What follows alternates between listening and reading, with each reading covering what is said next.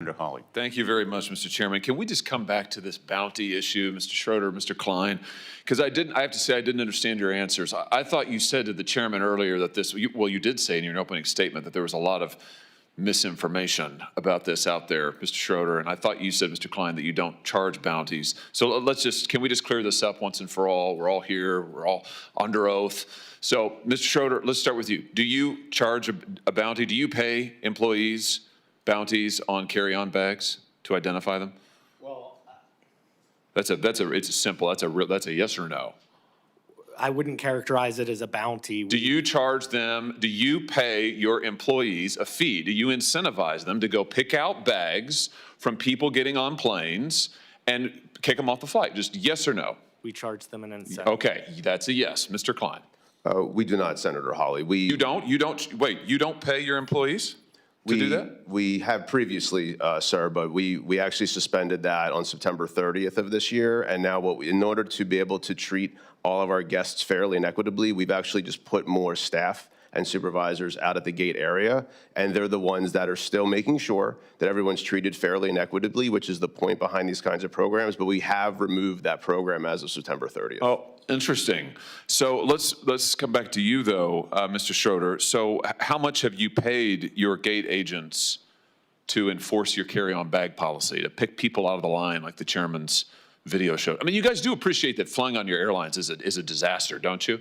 I'm slightly amazed by the general attitude of all of you here. Flying on your airlines is horrible. It's a terrible experience. I mean, I say this as a father of 3 young children, but I can't tell you, nobody enjoys flying on your airlines. It's a disaster. You charge people fees that they know nothing about. You harass them to death. I'll never forget, Mr. Johnson, during COVID when an attendant on your airline threatened my wife because our then 5-year-old son, his mask had slipped. This is back when we all had to wear those ridiculous masks. His mask had slipped below his nose. This flight attendant came up to my wife and said if she didn't keep that mask over his nose at all points on this 4-hour flight, she would personally see that my wife was banned from flying. This has happened over and over to families. It's terrible. It's absolutely terrible. And your attitude here today seems to be, well, devil may care. There's nothing we can do about it. Well, I think we are going to do something about it. So how much have you paid people to pull out customers who are in line with a bag that's 2 centimeters too big, Mr. Schroeder? Well, we recognize this is a hard job, and so therefore we incentivize them to do that. How much? It's $10 per bag. Wow.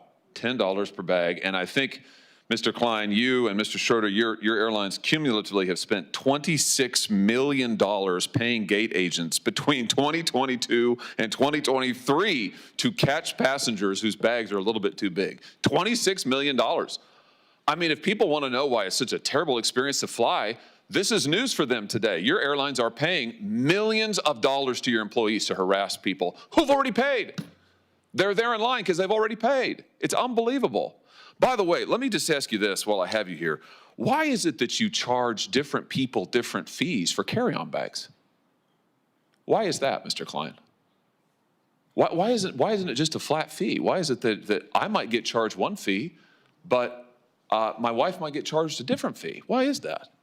So overall, our job is to generate the most revenue we can so we can be profitable as an airline. If we're not profitable, well, actually we have costs, and there's costs out there, and we have to make sure that we're above the cost line in order to make sure that we can run a profitable entity. Yeah, I got it. No, I got it. I got it. And money's the answer. So last year, your carry-on bag fees ranged between $15 and $99. That's extraordinary. One person might pay 15, somebody else might pay 99. How do you determine it? Is it based on personal characteristics? You charge women more? It's never based on personal characteristics. You charge minors more? We do not, sir. What, just people who are suckers? I mean, how do you do it? Well, there is a cost to carry any kind of bag. Yeah, but why do you charge some people more? I understand the cost, and you made clear money's your bottom line. I get that, but why is it that you're charging some people what, triple, quadruple the amount? Well, the length of the flight should matter in this as well. So yeah, but that's not the data. What the data shows is we're talking about the same people on the same flight might get charged radically different prices for a one carry-on bag. You do the same thing for check bags. Why is that? Right. So just for the record, the $99 charge has been reduced to $79 as a that's a lot maximum. better. And what ends up happening here is we want to make sure that we can get the best price to the best people at the right time. The best people? Who would they be? Sorry, let me rephrase. The right price. Are those the people who, what? I mean, no, explain it to me. I'm interested. Who are the best people? Well, that was the misstatement, sir. What we're trying to do is get the right price at the right time. And what that also means is making sure that if someone's on a flight that's now filling up, and we have a lot of, as we talked about, unbundled pricing. And they get screwed? So like if you have the misfortune of having to book your flight at the end because maybe something's been canceled, then you're going to get screwed? Is that what you're telling me? You're not one of the best people. Are you referencing just fares I'm just responding to your testimony. I'm listening to you, and you just said as a flight's filling up, you're going to get charged more. Not always. Sometimes you'll get charged less. Exactly. Right. Sometimes. Right. But you'll never know, right? That's the beauty of it. It's like Russian roulette. Flying on the airline is, I would disagree, you have no sir. idea in the world. I would disagree. Wait, no idea. You just said it. It's very transparent. We'll have it. Listen, there'll be a transcript generated, and I'll send it to you with a bow on it. You can read your own testimony just now. You have no idea what the fee is going to be ever. Mr. Schroeder, what about you? Your airline charges, sometimes it's $0 for a bag checked. Sometimes it's $99 for a bag checked. On a first, sorry, that's carry-on. Excuse me, carry-on. For checked bag, it could go from $0 to $138. Who knows what it's going to be? Why do you vary it so much? Is that fair to the consumer? So it depends again on routes, and so there's just demand around that. No, that's not true. We're talking about people on the same flights. Their prices may vary by huge astronomical percentages. Why is that? Well, that happens on airfare as well, and it does, and I want to talk about that next. I'll explain the model and how we think about things. So increasing ancillary historically has brought the fare down, and I brought up earlier that nearly 50% of people are not paying for a bag or a seat. We are providing options that people are deciding whether they want that or not.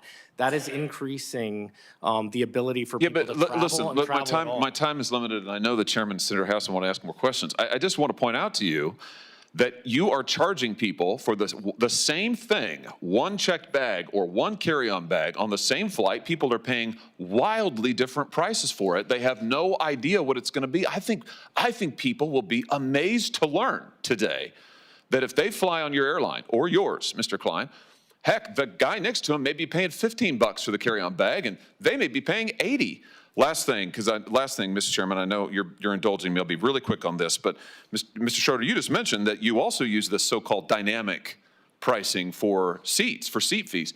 Why do you make people enter in their age and their geographic location and their gender before they can even see the cost of a seat? Why is that? That's been in place since 2014. Yeah, but why? It's because you're using those personal characteristics to generate the fees? No, absolutely. To generate the prices? Well, then why else do you require it? Mr. Klein, you do the same thing. Why is the gender relevant to what the seat is? This is all information that's needed in order to complete the transaction. No, it's not. Delta doesn't do it. United doesn't do it. You don't need somebody's gender in order to do it. You use it clearly. You're using it to generate the prices, right? We do not, sir. It's not based on personal characteristics? Not at all. You don't use algorithms to set the price of seats? That's a different question. So you do use an algorithm and you do make them enter all their personal information? What's your definition of algorithm, sir? Oh, for heaven's sake. Well, because algorithms are ways for people to be able to come up with calculations, which is a faster way. It's more efficient than a human being doing the same exact work. So, I'm trying to answer your question, sir, in all sincerity, and I don't know how else to answer it. Thanks, Senator Hawley.